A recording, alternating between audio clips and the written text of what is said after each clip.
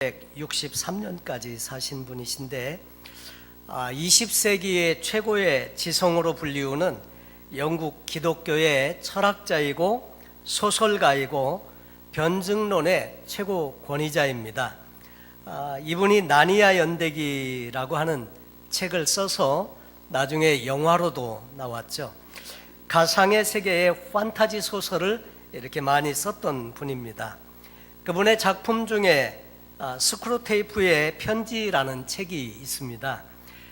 이 책의 내용은 삼촌 마귀인 스크루테이프가 조카 마귀인 워메드에게 보내는 편지 속에 사람을 속이기 위한 31가지 방법을 소개해 주고 있습니다. 그 내용에 보면 이런 내용입니다. 얘야, 사람에게는 두 종류의 사람이 있단다. 인식이 있는 사람과 인식이 없는 사람이 두 종류가 있단다. 그들은 각각 다른 방법으로 속여야 하는데 인식이 없는 사람에게는 그냥 살라고 해. 그냥 막 살라고 해. 먹고 싶은 것 다 먹고 놀고 싶은 것 다 놀고 하고 싶은 것 다 하고 하지 말라고 할 것 뭐 이런 것 따지지 말고 그냥 다 하라고 해. 그런데 인식이 있는 사람은 그렇게 해서는 안 된단다. 그런 의식이 있는 사람은 열심히 살지. 이런 사람에게는 20이나 30세쯤에 명확한 의식을 줘서 열심히 살게 해줘. 그리고 어려운 일이나 고난 이런 것들은 주지 마라. 그러면 20년에서 30년은 열심히 살 거야. 누구든지 30년만 열심히 살면 자신이 원하는 포지션과 소유를 얻게 된단다. 사람들은 얼마나 어리석으냐면 자신이 이렇게 열심히 얻기 위해서 해친 건강을 다시 찾기 위해서 번 돈을 다 쓰지. 그리고 찾을 때가 되면 죽을 때가 된단다. 기뻐하렴. 못 찾고 죽는 사람들도 많단다. 그러면서 하는 말이, 너는 열심히 산다고 생각하는 사람에게 절대로 해서는 안 되는 일이 있는데 그것은 고난을 주는 것이란다. 인간은 빨리 달리는 말에서 떨어지면 자신의 뒤를 돌아보지. 그러니까 인간에게 고통을 줘서는 안 돼. 그런데 너는 연륜이 없어서 인간을 괴롭히려면 고통을 주는 것이라고 생각해서 자꾸 고통을 주고 있는 거란다. 사람들은 고통을 당하면 자신의 방향성을 다시 확인한단다. 그래서 그냥 잘 나가게 내버려 두다가 한 방에 보내버려. 이게 이 책에 나오는 사람을 속이는 31가지 그 방법 중에 소개하는 내용이라고 하는 것입니다. 사람은 자기가 뭔가를 열심히 해서 성취가 이루어지게 되면 그 성취한 그 결과를 자신의 영적인 상태라고 착각을 한다고 하는 것입니다. 그런데 그 성과가 자신이 결코 아닐 수 있다고 하는 거죠. 그 사람은 잘 될수록 자기의 영혼을 돌아보지 않는데 진짜 돌아봐야 할 것들이 3가지가 있다고 합니다. 그것은 자신의 건강, 자신의 가족, 자신의 내면.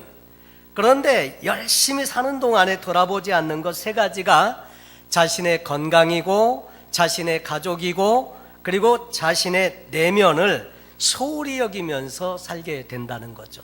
그래서 어느 날 여기에 문제가 생기게 되면 자기가 얻은 모든 것들을 다 동원해서 그것을 다시 얻어보려고 하지만 얻는 데 많은 시간도 노력도 그 다음에 가지고 있는 모든 자원도 다 고갈시키게 된다고 하는 거죠.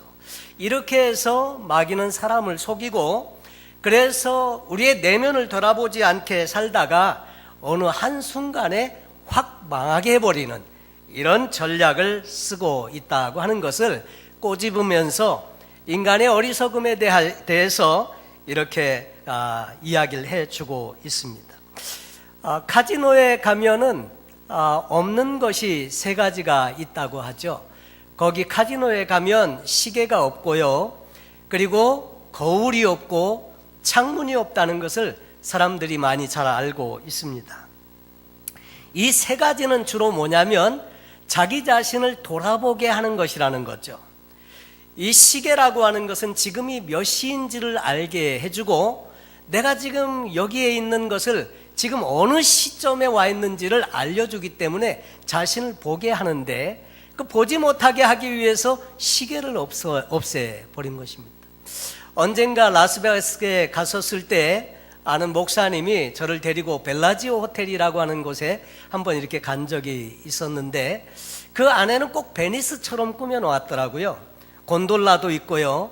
그리고 이 건물의 천정은 하늘로 만들어서 그림을 잘 그려놓고, 그리고 조명을 비추어 주니까 정말 하늘 같아 보여요.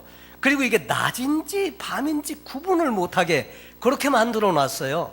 그래서 거기에서 시계만 없다면요, 사람들이 낮인지 밤인지 구별을 못하고 거기에서 그래서 그냥 이렇게 구분 없이 살도록, 시간을 보내도록 이렇게 꾸며 놓았더라고요. 거울이라고 하는 것은 자기 자신을 비추어 보기 때문에 이 거울을 보면 도박장에서 초췌한 자기의 모습을 보지 않도록, 그래서 거울을 없앴다고 하는 거죠. 창문이라는 것도 역시 마찬가지로 창문을 통해서 보면 지금 낮인지 밤인지 구분을 한다는 거죠. 그래서 자기가 그 도박장 안에서 여기 이러고 있으면 안 되는데 자기 자신을 돌아보게 하기 때문에 도박장 안에는 시계도 없고 거울도 없고 창문도 없고 다 자기를 돌아보지 못하게 하고 그저 도박에 열중하도록, 몰입하도록 이렇게 만들어 놓았다고 하는 것입니다.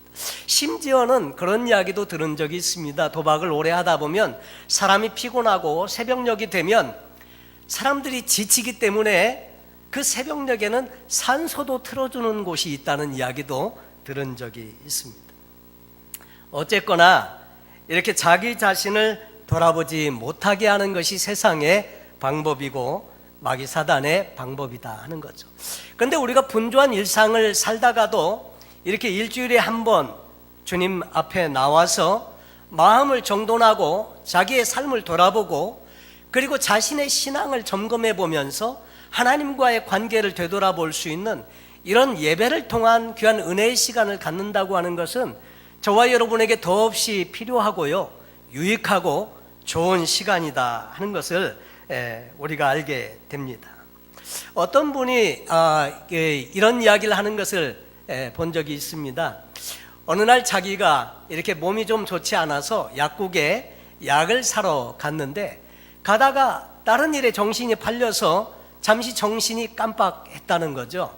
그러면서 문득 자기한테 묻는 질문이, 내가 여기 왜 왔지? 분명히 뭔가 목적이 있어가지고 집을 나왔는데 이렇게 지나다 보니까 까먹은 거예요. 내가 여기 왜 왔지? 곰곰이 생각해 보니까 자기가 약국 가고 있던 그런 그 시간이었더라 하는 거죠. 사실 우리도 신앙생활을 하면서 가끔씩은 우리가 질문해 볼 필요가 있는 그런 본질적인 물음이 있습니다. 나는 왜 예수를 믿는가? 나는 무엇을 믿는 것인가?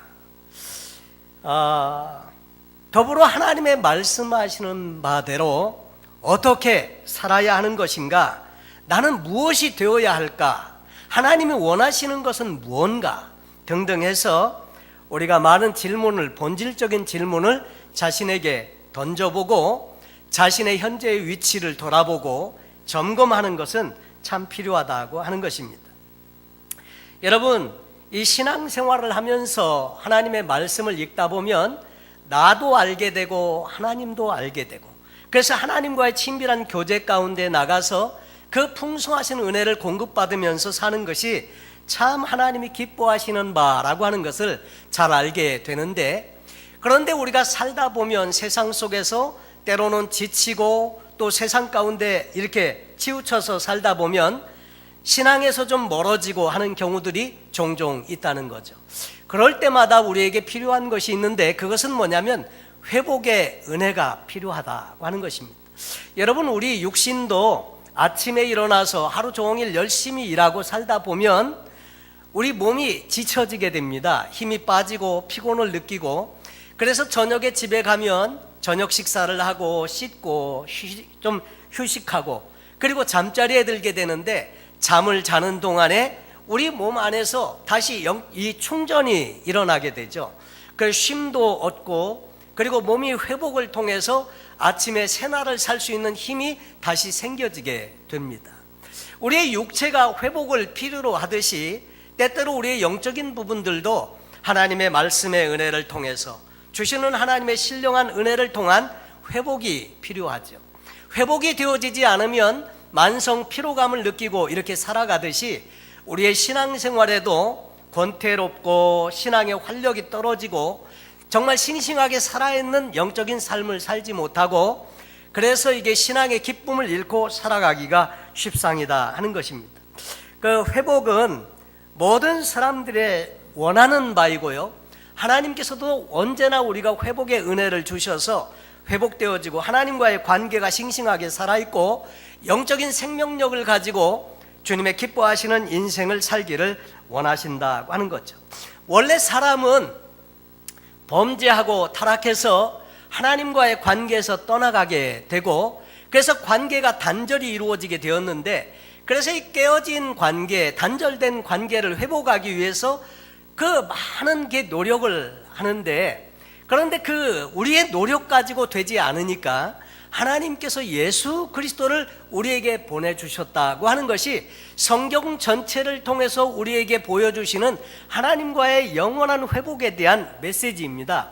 그 내용을 우리는 복음이라고 이렇게 이야기하게 되고, 이 복음의 내용의 그 핵심적인 중심은 바로 예수 그리스도를 통한 회복에 놀라우신 은총에 대한 이야기를 우리에게 말씀해 주십니다. 이 회복이 일어나지 않으면 하나님과의 관계에서 생명력이 없는, 그 생명을 공급받지 못하는 그런 인생을 살게 되어서 영원한 회복도 필요하고, 그리고 일상의 삶에서도 날마다 하나님과의 친밀한 교제의 회복을 통해서 그분의 공급하시는 은혜가 필요하다고 하는 것을 성경은 우리에게 가르쳐 줍니다. 우리가 신앙적으로 회복되길 원하는 것들은 참 많습니다.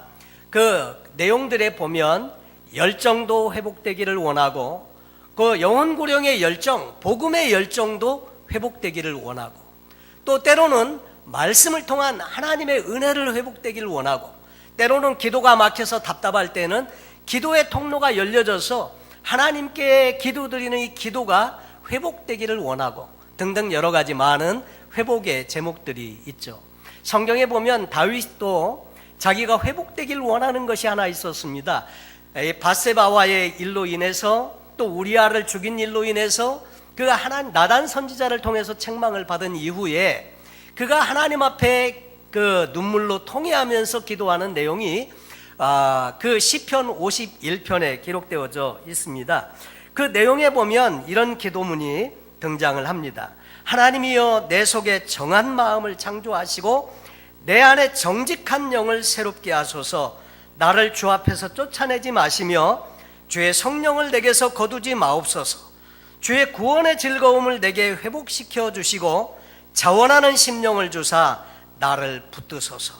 주의 구원의 즐거움이라고 하는 내용이 개역 한글판에서는 주의 구원의 기쁨이라는 말로 이렇게 표현이 되어져 있습니다. 그래서 우리가 은혜가 식어지거나 할 때, 또 하나님과의 관계에서 회복이 필요하거나 할 때 우리 하나님께 역시 이런 기도를 우리가 드릴 수 있습니다. 사실 우리가 신앙생활을 하는 중에 구원의 기쁨과 이 구원의 감격은 늘 우리가 지니고 있어야 하는 것인데, 때때로 구원의 기쁨과 감격이 상실된 채 그냥 무덤덤하게 살아가기가 쉽죠. 그런데 이 성경의 다윗은 구원의 기쁨을 회복시켜 달라고 이렇게 하나님 앞에 기도하고 있습니다. 다른 말로 말하면 주님의 구원의 기쁨을 회복시켜 주시고 주님과의 관계에서 누렸던 그 첫사랑의 그 감격을 회복시켜 달라, 이렇게 요청을 하는 거죠. 사실 마귀는 우리의 구원을 뺏어갈 수는 없습니다. 그러나 구원의 기쁨은 빼앗아갈 수가 있다고 하는 거죠. 그래서 우리는 구원받았다고 하지만 기쁨과 감격이 상실된 채 그렇게 살아갈 때가 종종 있는데, 천국 같은 삶을 살다가 천국에 가길 원하는 것이 하나님의 뜻인데 사실 우리의 삶의 영역은 그렇지 못한 것들이 참 많습니다. 그래서 저도 여러분도 우리의 삶의 부분에 회복이 필요한 부분들이 참 많은 것을 알게 되죠.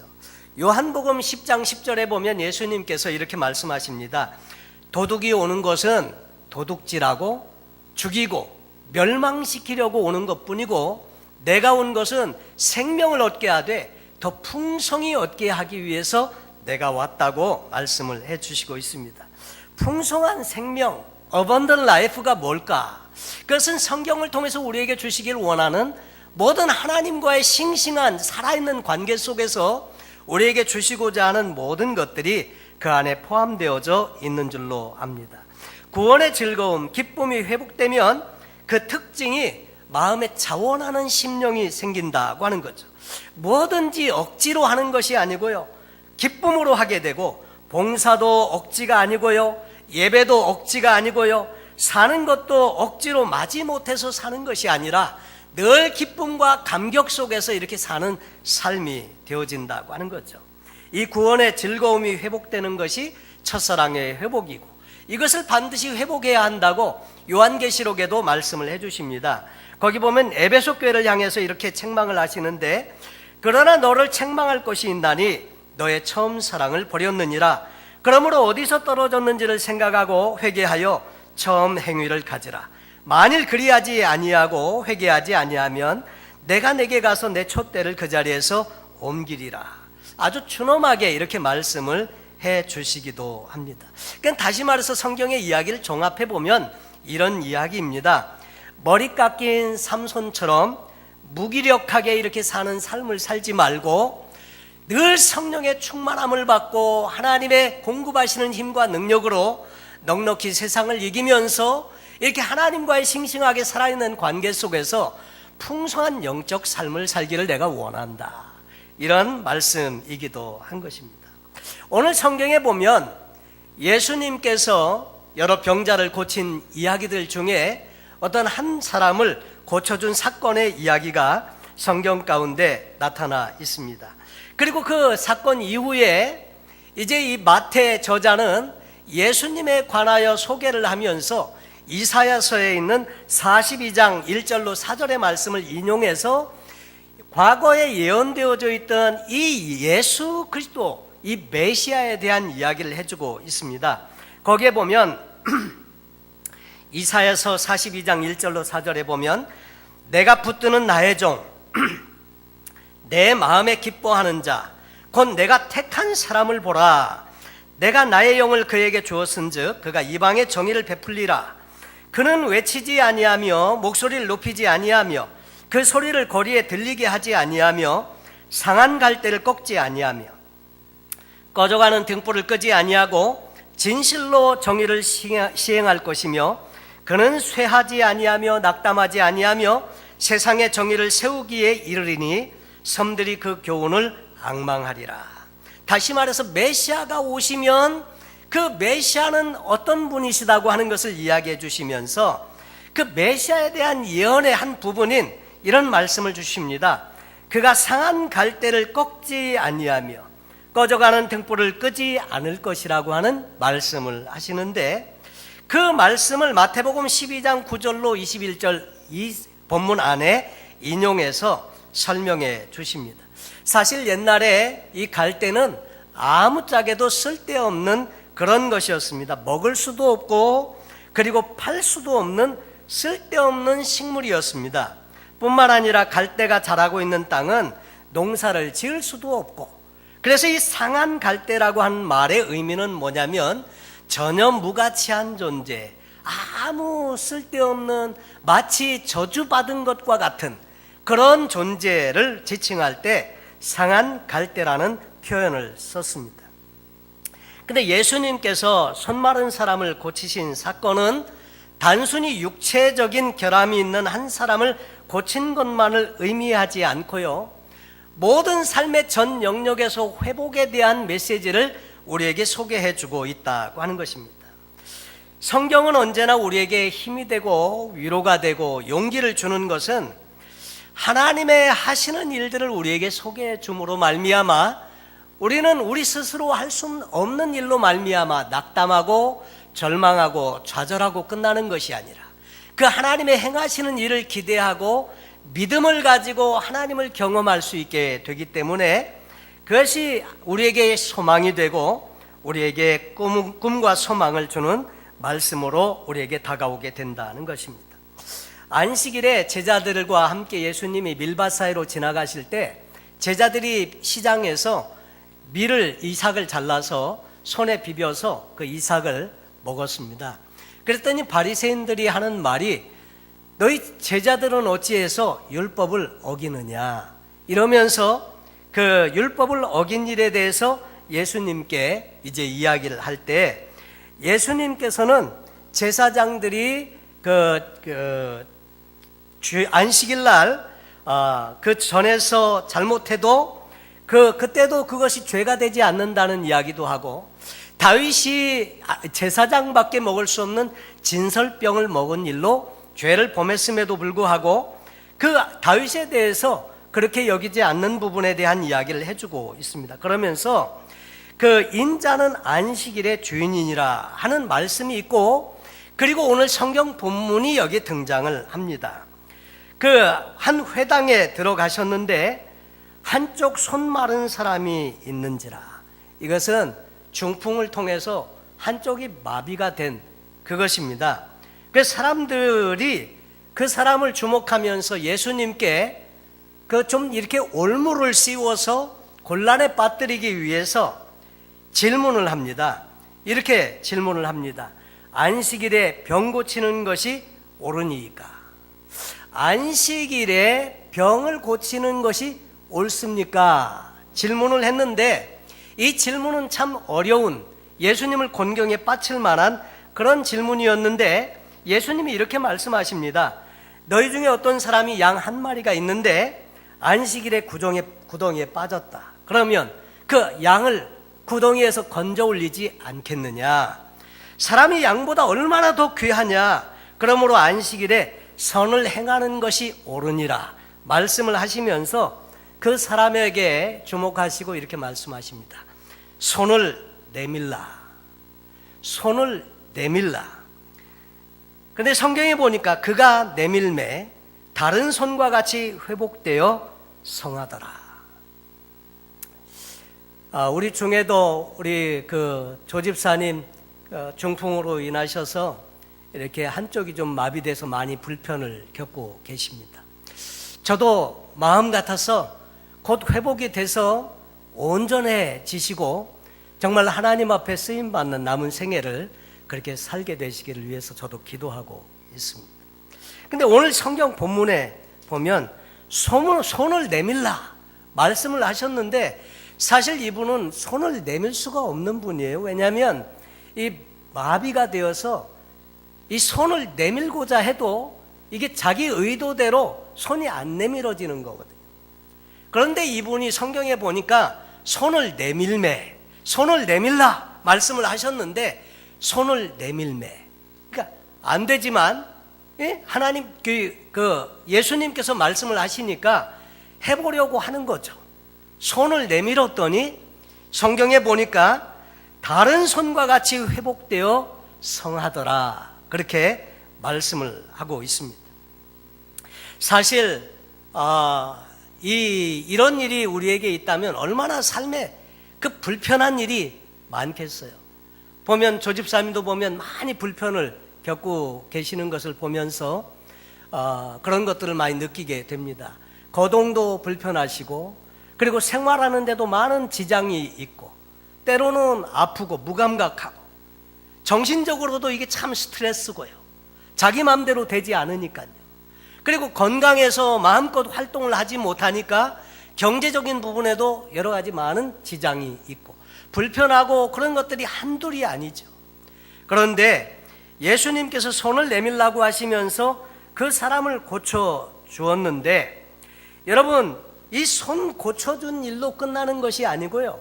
오늘 이 말씀의 메시지는 우리 모두에게도 이런 영역이 있다는 거죠. 우리 스스로 잘 되지 않는 마른 손과 같은 영역이 다 있다는 거죠. 이런 부분이 우리가 회복되어야 할 부분인데 거기에 대해서 지금 이 성경은 우리에게 가르침을 주시고 있는 것입니다. 하나님의 역사는 늘 이렇게 일어나는 걸 성경을 통해서 보게 됩니다. 우리 스스로는 할 수 없으되 하나님의 말씀이 내게 임했을 때 그대로 순종해 보려고 할 때 하나님은 그때 그것을 믿음으로 간주하시고 그때 역사를 일으켜 주시더라고요. 침상에 누워있는 38년 된 병자를 향해서 내 침상을 가지고 일어나 걸어가라. 그 사람은 침상 가지고 걸어갈 사람이 못 되거든요. 그래서 누워있는 거거든요. 그런데 예수님은 그렇게 말씀하시거든요. 내 침상을 가지고 일어나 걸어가라.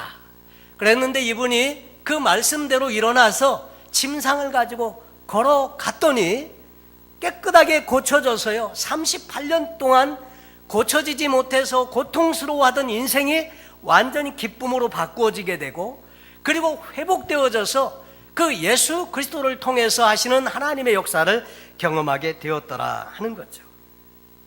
여러분, 그렇다고 해서 우리 스스로가 열심히 하면 다 될 수 있다는 이야기는 결코 아닙니다. 언제나 하나님의 역사는 우리의 시작을 통해서 하나님은 그것을 믿음으로 간주하시고 하나님의 은혜가 흘러와서 역사를 일으켜 주셔서 하나님의 하시는 일들을 보게 해 주시죠.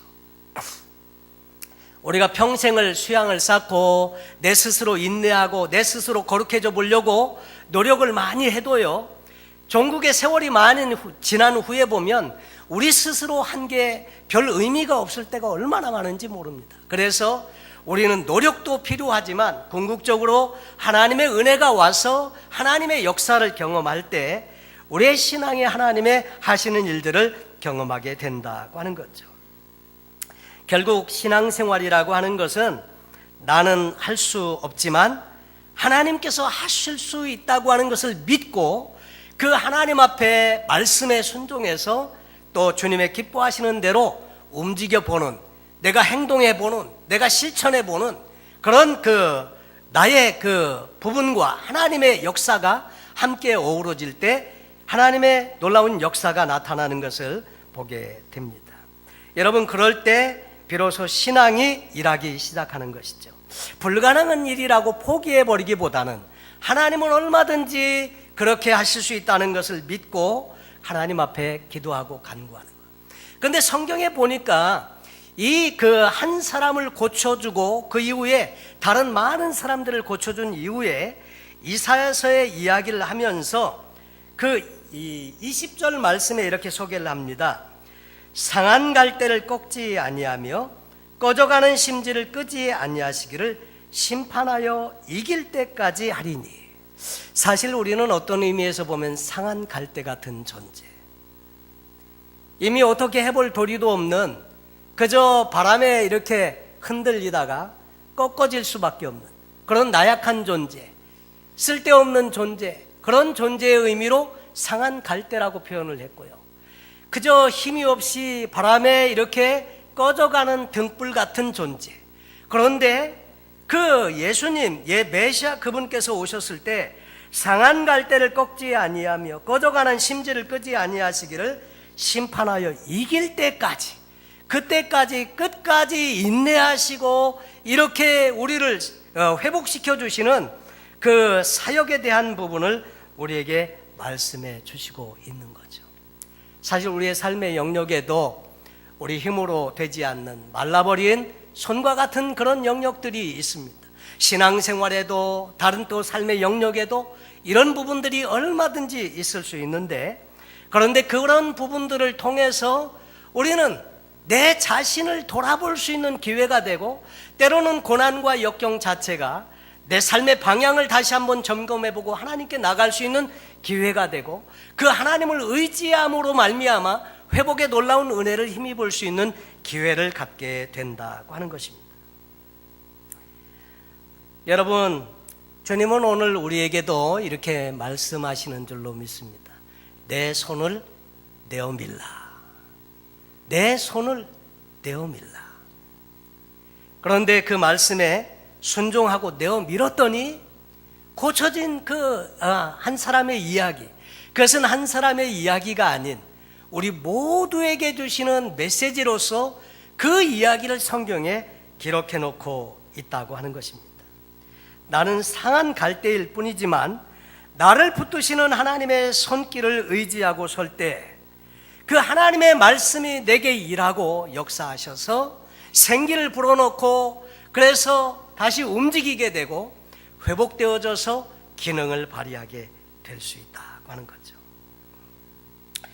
결론적으로 오늘 말씀을 보면 우리 하나님은 우리가 회복되어져서 주님과의 바른 관계 속에서 그렇게 하나님의 생명력을 누리면서 살기를 원하신다고 하는 것입니다.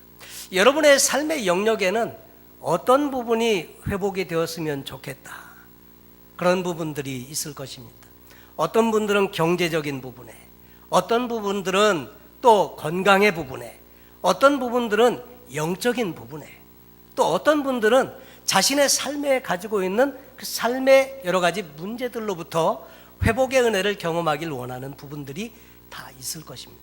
근데 오늘 말씀의 그 결론은 하나님은 우리가 회복되어져서 하나님의 풍성한 은혜를 누리면서 살길 원하시는 것이고, 우리의 삶에 그런 영역들이 있다고 하면 그저 주님께서 말씀하실 때 내어밀라, 때로는 우리가 기도를 하다가 때로는 우리가 여러 가지 많은 그 하나님과의 관계 속에서 은혜를 구하면서 기다리고 있을 때 하나님께서 우리에게 주시는 음성이 있을 수 있습니다.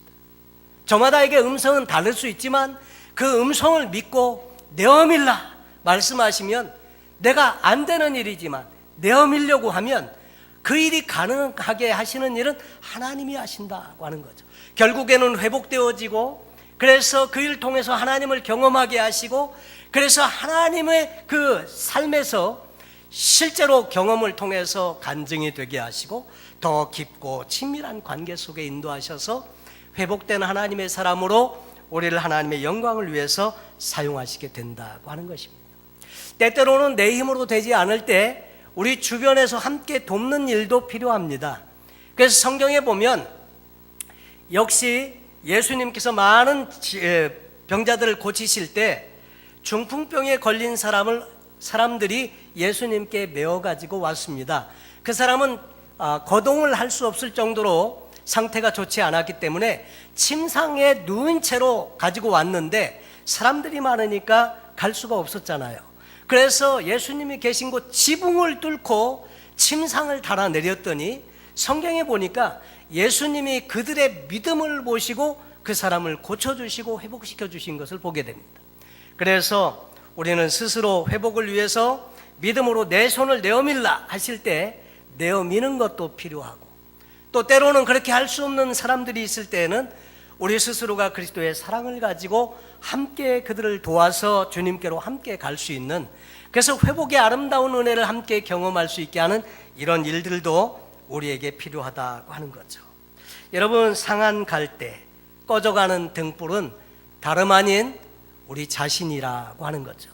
그럼에도 불구하고 오늘 말씀을 통해서 주시는 것은, 그럼에도 불구하고 상한 갈대를 꺾지 아니하시고 꺼져가는 심지를 끄지 아니하시기를 심판하여 이길 때까지, 회복될 때까지 그렇게 해서 끝까지 붙드시고 계시는 그 주님이 우리가 믿고 우리가 섬기시는 바로 우리의 그리스도 예수신 것을 꼭 믿고 그분을 의지하면서 믿음으로 주님 앞에 나가서 매일마다 일상의 삶에서 회복의 아름다운 은혜를 경험하고 싱싱한 정말 생명력이 넘치는 그 은혜를 공급받아서 우리도 행복한 신앙생활을 통해서 우리도 기쁨을 누리고 또 이웃들에게도 그 기쁨을 전할 수 있는 그런 복이 있는 성도의 삶이 되실 수 있기를 예수님의 이름으로 축원합니다. 기도하겠습니다. 하나님 아버지, 우리의 삶의 영역에는